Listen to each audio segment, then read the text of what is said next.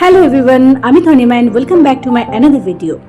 সবাইকে প্রথমে জানাই শুভ Deepavali, happy Diwali to everyone.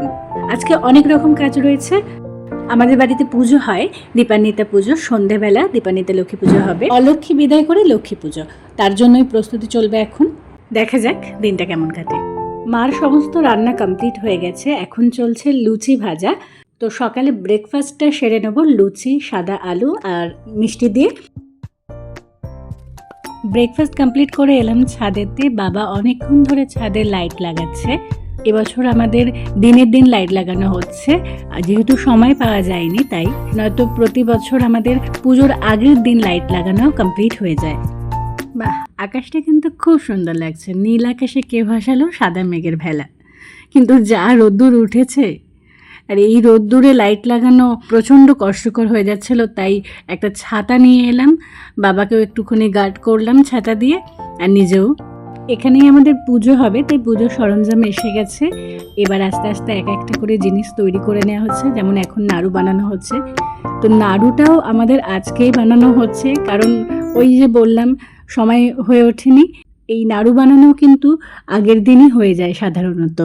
যাই হোক, ঠাকুরের আশীর্বাদে সমস্ত কিছুই কাজই একটার পর একটা হয়ে যাচ্ছে, সুন্দরভাবে নির্বিঘ্নে হয়ে যাচ্ছে। এখন বসেছি আলপনা দিতে। খুব অল্প করেই আলপনাটা এবারে দেব, বেশি বড় কিছু করব না। আর মা এদিকে মায়ের আরও সমস্ত যা পুজোর কাজ সেগুলো করছে। ব্যাস এই লক্ষ্মী ঠাকুরের পায়ের ছাপ দিয়ে দিলেই আমার আলপনার কাজ শেষ।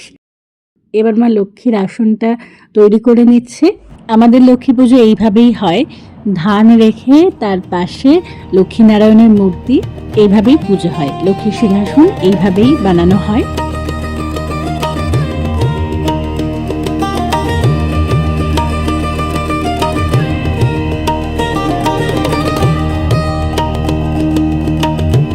এখন সন্ধ্যাবেলা প্রত্যেকটা বাড়ি এভাবে সেজে উঠবে। আমার বাড়িও ঠিক এভাবেই সেজে উঠেছে। বাবা এখন সারা বাড়ি ধুনো দিচ্ছে। আমার বাড়িও খুব সুন্দরভাবে সেজে উঠেছে। প্রত্যেকটা বাড়ি আজকের দিনে সেজে ওঠে এইভাবেই, আর আমার খুব ভালো লাগে। দীপাবলি মানে তো আলোর উৎসব, আর আলোতে যে বাড়ি ঝলমল করে, এটা দেখতে খুব ভালো লাগে। এখন আমিও রেডি হয়ে গেছি, পরেছি একটা লাল পাড় সাদা শাড়ি। এবার সন্ধ্যাবেলা এখন আমরা ছাদেতেও বাতিটা জ্বালাবো। পুরো বাড়ি আমরা বাতি জ্বালিয়ে দিয়েছি, সবাই জ্বালায় আজকের দিনে। আর আজকে তো এই বাতি মোমবাতি জ্বালানোটাই দেখতে খুবই ভালো লাগে। পুরোহিত মশাই এসে গেছেন, এখন হচ্ছে অলক্ষ্মী বিদায়। তো অলক্ষ্মী বিদায় হবে শুধুমাত্র পুরুষের হাত দিয়ে। বাড়ির পুরুষরা অলক্ষ্মী বিদায় করবে। অলক্ষ্মী বিদায়ের সময় কুলো বাজিয়ে অলক্ষ্মীকে বিদায় করা হবে।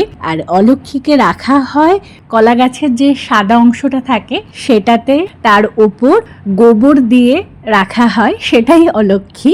একটা প্রদীপ জ্বালিয়ে বাড়ির বাইরে অলক্ষ্মীকে রেখে দিয়ে আসতে হয়। এবার শুরু হলো মা লক্ষ্মীর পুজো। এখানে একটা কথা বলে রাখি, হয়তো অনেকেই বলতে পারেন যে আমার মা কেন চেয়ারে টুলেতে বসে আছে, কারণ আমার মার কোমরে অপারেশন আছে, সেই কারণে। পুজো শেষ হয়ে যাওয়ার পর আমরা এলাম ছাদে।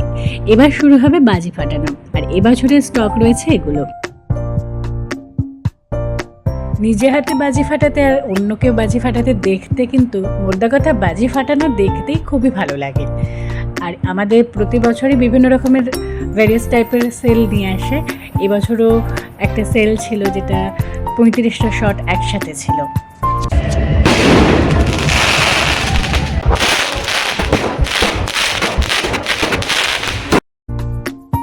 আর সবাই মিলে একসাথে যাওয়া হয়, একটু সেলফি এ সমস্ত তো উঠবেই। সবাই মিলে বাজি ফাটানোর পর এখন আমি আর বোন বেরিয়েছি আমাদের মাঠেতেই ঠাকুর দেখতে। এরপর বাড়ি যাব, গিয়ে ডিনার কমপ্লিট করব, আর আজকের দিনটা শেষ হবে। আজকের মতো ব্লগটা এখানেই শেষ করলাম। আবার দেখা হবে অন্য কোনো ভিডিও নিয়ে।